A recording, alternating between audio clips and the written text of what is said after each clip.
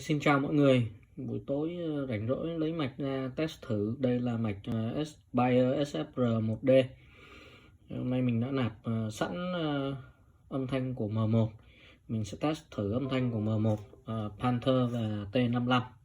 Bắt đầu với lại M1 trước nhé.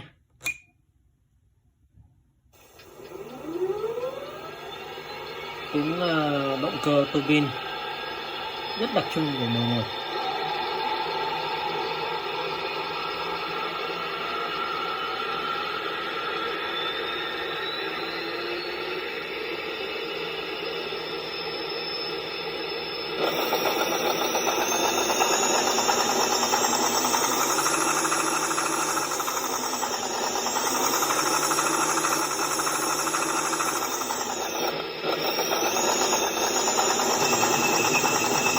Có thể nghe thấy tiếng xích khi mà mình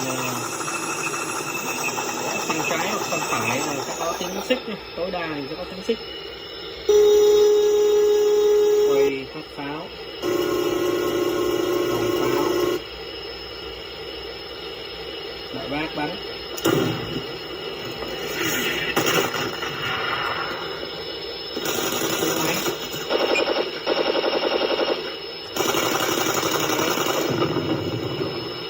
Bom rơi. Bây giờ là tắt máy.